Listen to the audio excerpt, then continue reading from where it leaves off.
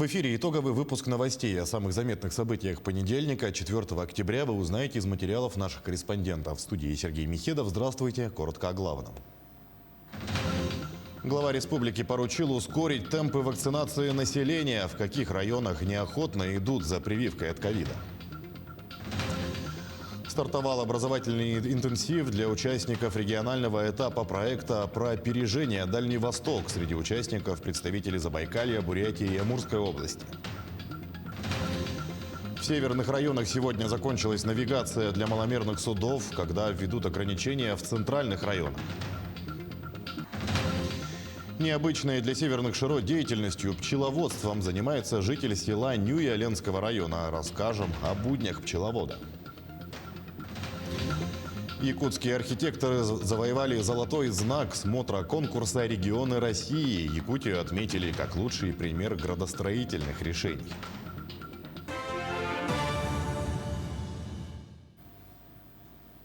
Глава республики поручил ускорить темпы вакцинации населения, сообщает пресс-служба главы и правительства региона. На текущий момент в регионе вакцину получили 76% граждан от плана, привито 45% взрослого населения. Низкий уровень вакцинации отмечают в Амгинском, Верхневилюйском, Горном, Кобяйском, Мирнинском, Намском, Нерюнгринском, Усть-Алданском, Чурапчинском и Эвено-Бытантайском районах. Также динамика вакцинации заметно снизилась и в Якутске. Айсан Николаев указал на обязательное ускорение темпов вакцинации. На сегодняшний день в медицинских учреждениях Якутии находится 165 больных коронавирусом в тяжелом состоянии. Из них 164 – это люди, не получившие вакцину. 30 пациентов на искусственной вентиляции легких. Об этом на брифинге оперативного штаба сообщила зампред правительства Якутии Ольга Балабкина. При этом в республике достаточно вакцины. За последние сутки в регионе зафиксировано 220 новых случаев заболевания. Из них в Якутске 125, в Нерюнгринском районе 10 заболевших, в Хангаласском 9, в Мегино-Кангаласском, Татинском и Чурапчинском районах по 8 случаев. В Вилюйском 7, в Ленском 6, в Алданском и Верхневилюйском по 5. Еще в 9 районах от 1 до 4 заболевших. Волонтеров, занятых в тушении лесных пожаров, наградили в минувшие выходные в рамках вручения Дальневосточной премии «Неравнодушный гражданин». Гендиректор Единого ресурсного центра Ольга Вишникова поблагодарила и вручила поощрительные подарки 5 волонтерам, которые все лето работали в общественном добровольческом штабе по борьбе с природными пожарами. Штаб трудился до конца августа. Со дня его создания участие в тушении пожаров приняли более 2000 добровольцев. Также там концентрировалась работа по сбору гуманитарной помощи, пожертвований, инструктажу и отправке волонтеров на пожары. Отмечается, что силами Единого ресурсного центра в штаб привлекли около 7,5 миллионов рублей. В Центре опережающей профессиональной подготовки республики сегодня стартовал образовательный интенсив для участников регионального этапа проекта про опережение Дальний Восток. В нем участвуют представители профессиональных образовательных организаций Якутии. Мероприятие проходит в формате видеоконференц-связи из ограничительных мер по ковиду. Участниками также стали представители Забайкалья, Бурятии и Амурской области. В рамках этого интенсива будут проходить различные мастер-классы, презентации лучших образовательных практик, а итоговым проектом станет разработка онлайн-курсов. Интенсив в столице региона завершится 7 октября. Мы привлекли федеральных спикеров больших, наши спикеры подключаются. Мы в течение 4 дней будем их прокачивать, обучать новым навыкам, компетенциям, которые нужны для проектирования образовательных курсов. И потом уже у них в течение нескольких дней будет возможность проектировать и показать нам образовательный курс. По итогам этого задания мы выберем 10 финалистов, из которых уже потом выберем команду участников Дальневосточного хакатона, который состоится в ноябре у нас в городе Якутске. В ноябре в городе Якутске мы ждем представителей Бурятии, Забайкальского края, Амурской области, и всех их вместе здесь ждем, и для них проведем уже дальневосточный этап. С Днем гражданской обороны поздравил коллег и ветеранов отрасли первый вице-премьер Якутии Дмитрий Садовников. 4 октября в 1932 году Совет народных комиссаров утвердил положение о противовоздушной обороне Советского Союза, основе будущей системы гражданской обороны страны. Сегодня система гражданской обороны – это гарант безопасности жизнедеятельности населения. Общими усилиями мы должны внести вклад в будущее развитие системы гражданской обороны в интересах жителей Якутии и выполнить все поставленные задачи, говорится в поздравлении.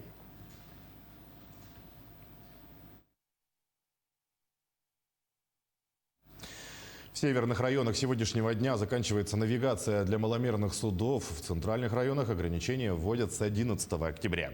Сейчас инспекторы ГИМС усиливают разъяснительную и профилактическую работу, проверяют у судоводителей наличие спасательных средств, удостоверения на право управления.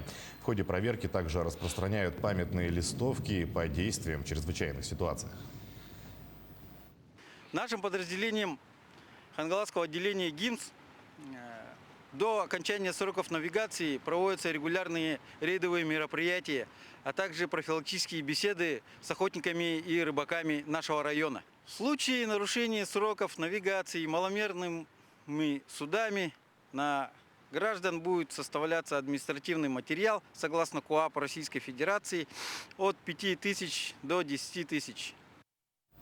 В Нерюнгре работала межведомственная комиссия по вопросам экологии под председательством исполняющего обязанности министра экологии Якутии Семена Яковлева.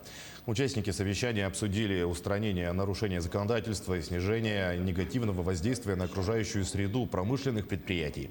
Представители угля- и золотодобывающих предприятий доложили о своих мероприятиях, которые проводят для защиты окружающей среды. Основные проблемы отмечают в области загрязнения водоохранной зоны и контроля водоочистных сооружений, а также в загрязнении атмосферного воздуха. Степень загряженности в Нерюнгринском районе, конечно, это у нас в последнее время возрастает загрязнение атмосферного воздуха со стороны, скажем, компании «Якутугля».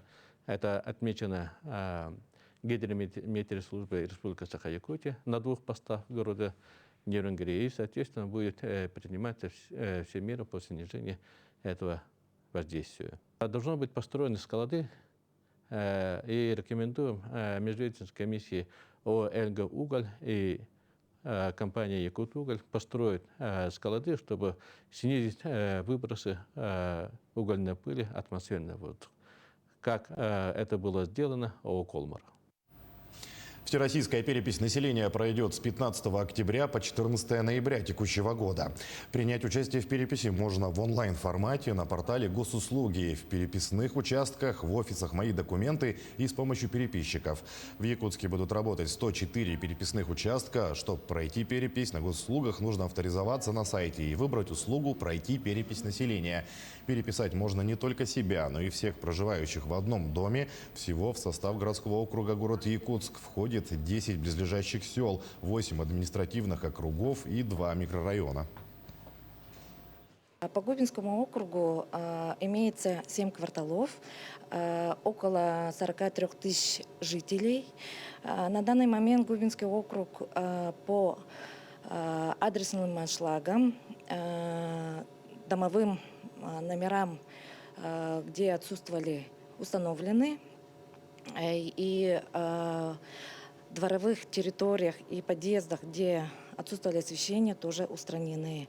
Также ведется работа совместно по отлову безнадзорных собак. Результаты переписи населения – это очень важная информация, которая позволит как городу, республике и стране в целом обозначить приоритетные направления развития страны, города по различным направлениям. И по демографии, и по занятости, по социально-экономическому развитию города. На основании данных переписи населения будут строиться планы и разрабатываться социально-экономические стратегии развития города, строительства социальных учреждений. Сегодня Всемирный день защиты животных. Его цель – обратить внимание человечества на проблемы обитателей планеты Земля.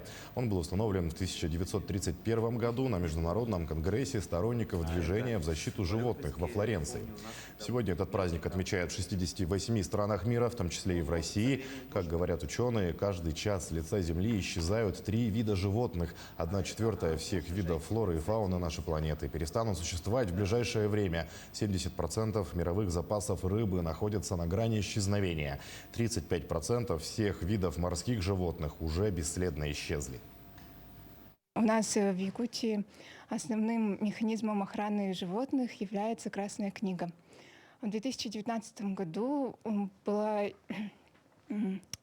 вышло уже 3-е издание 2-го тома Красной книги, где включены перечисленные виды, редкие и исчезающие виды животных, на которых, в том числе, запрещена охота и изъятие из естественных мест обитания. Успех прошлых изданий подтверждает тот факт, что некоторые виды животных, таких как малые лебеди, были выведены из Красной книги за счет увеличения численности. За счет этого популяции малого лебедя ничего не угрожает.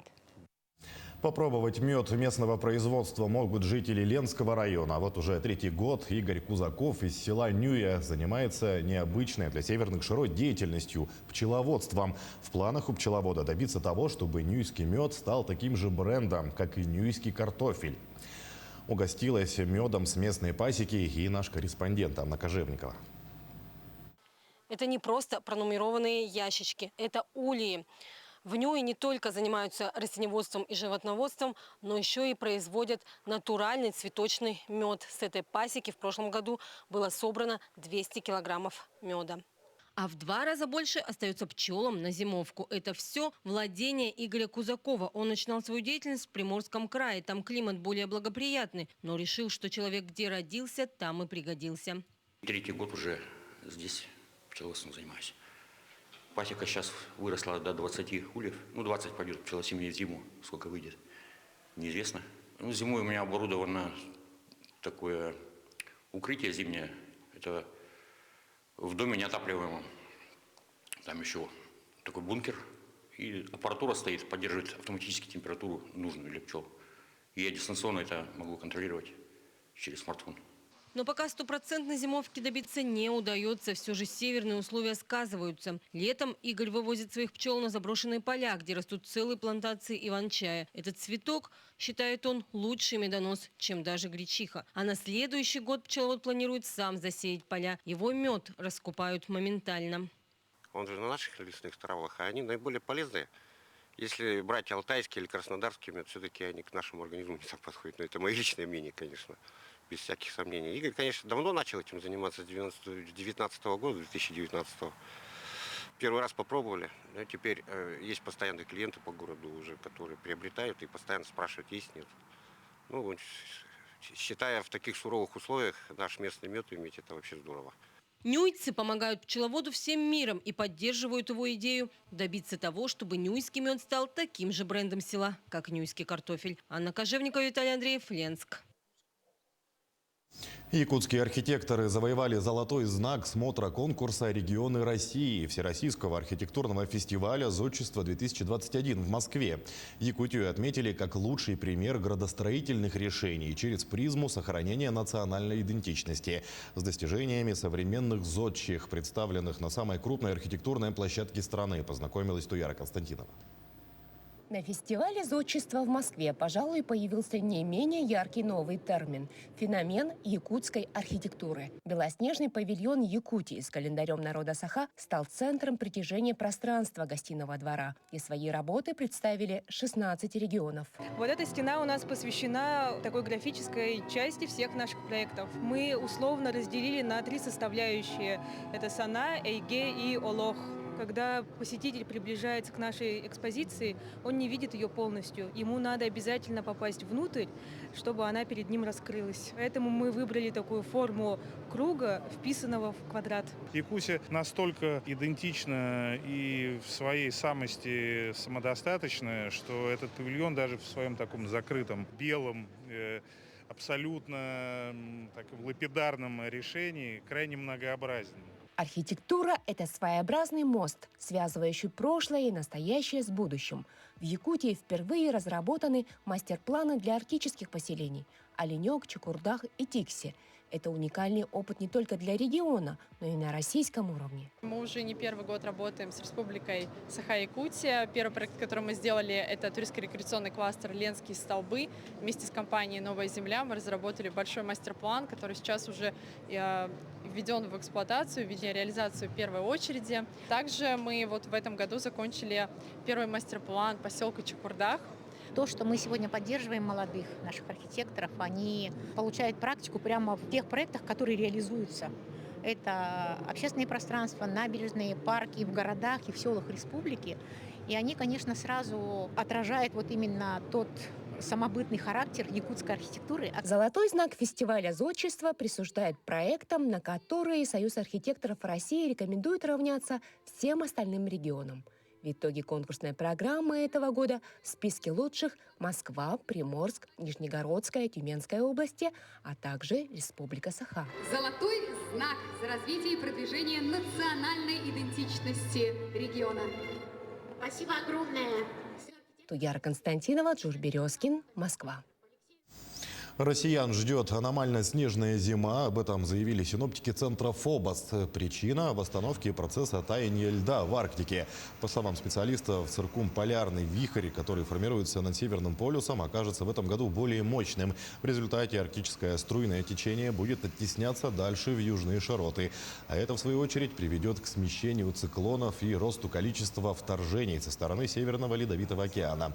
Плюс ко всему усилится и западно-восточный перенос воздушных масс, что приведет к увеличению количества осадков. Больше всего снега синоптики ждут в Южной России, в верховьях Оби, Енисея, Прибайкалье и на севере Дальнего Востока. На 64-м году ушел из жизни Михаил Иванович Неустроев, главный режиссер телеканала «Якутия-24». Он отдал якутскому телевидению больше половины своей жизни. Талантливый и невероятный профессионал своего дела. Именно таким он и останется в сердцах многих поколений тележурналистов. В светлой памяти Михаила Неустроева материал Ульяны Шагиной. Иваныч. Именно так его звали те, кто работал с Михаилом Неустроевым до последнего его дня. Он ушел скоропостижно, но оставил после себя невероятный опыт, нажитый многолетним добросовестным трудом.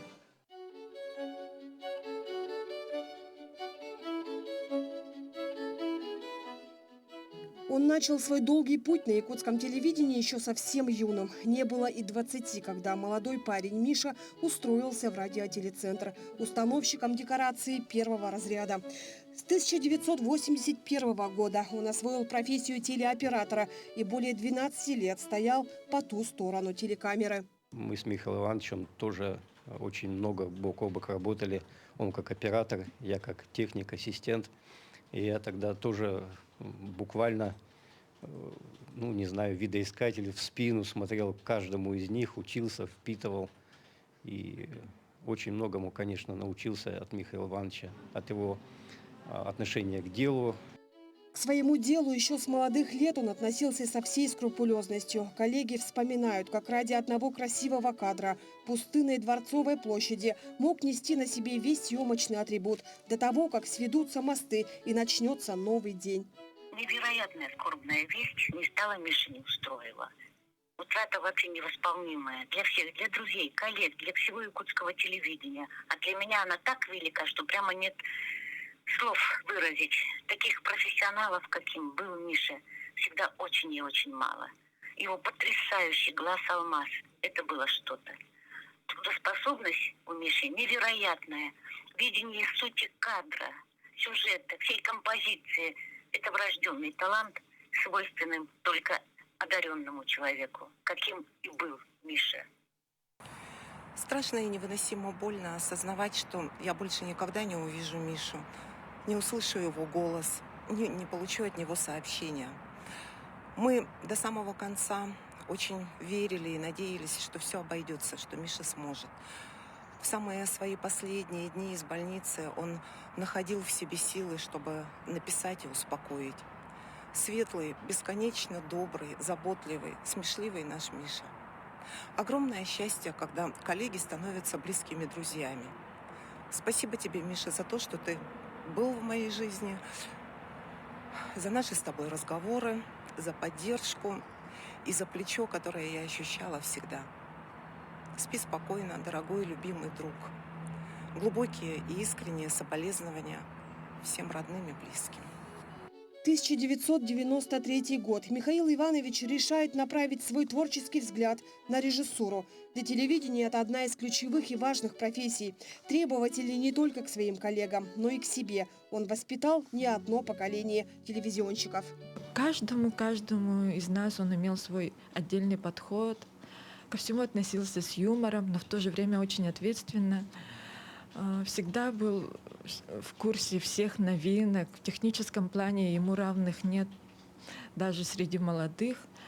Он самый большой профессионал своего дела, которого я когда-либо знала, и очень чуткий, ответственный, добрый человек. Один из немногих, кто испытал на себе разные этапы производства фотоматериала, от ручной бобинной пленки до современных автоматизированных телекамер, и всегда с легкостью подстраивался под влияние времени. Мы всегда общались по WhatsApp, и почему-то это всегда происходило ночью, потому что когда надо было записать очень важные мероприятия, события, которые показывались, транслировались в федеральных телеканалах, не всегда приходилось будить главных редакторов, режиссеров. Всегда писал Михаилу Ивановичу. Михаил Иванович всегда был начеку и всегда почему-то говорил, что он знает и уже записал. Так и у меня остаются только такие воспоминания. Действительно, это был тот человек, на которого всегда можно было надеяться. До последних своих дней он работал главным режиссером телеканала «Якутия-24». И хотя зрителям, наверное, не видно, каковы его заслуги, тем не менее, можно сказать, что все нововведения, которые сейчас внедряются на нашем телеканале, это его большая заслуга. Он знал все о телевидении, он знал все о монтаже. Любой вопрос, любой, абсолютно, он мог всегда разрешить. В нем было удивительное качество, он очень любил людей.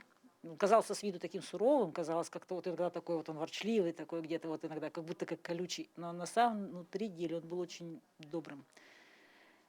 Он всегда мог подсказать, в нем не было ни капли опломба, хотя он достиг вот действительно вот мастерства, наверное, высокого уровня. Высокий профессионализм, талант и невероятное чувство юмора подкупают любого, кому он повстречался на жизненном пути. Он никогда не ленился сам и не любил, когда ленятся. Был наставником и другом для многих поколений. Многим он молодым и до последнего дня своей жизни фору мог дать. Несмотря на свой возраст, он достаточно был продвинутый, всегда осваивал технологии. И на самом деле это большая потеря для якутского телевидения. Мы с коллегами, с бывшими коллегами что-то придумаем, чтобы сохранить память о Михаиле Ивановиче, чтобы и дальше знали и помнили, что был такой сотрудник Михаил Иванович Неустроев, который внес огромный вклад в развитие якутского телевидения. Красивый, энергичный, полный сил и замыслов. Он до последних дней говорил и жил своей работой. Михаил Неустроев оставил после себя огромный опыт, багаж знаний, который теперь будет передаваться следующему поколению телережиссеров. Талантливый человек, который был талантлив во всем. Светлая память нашему другу и коллеге Михаилу Ивановичу Неустроеву.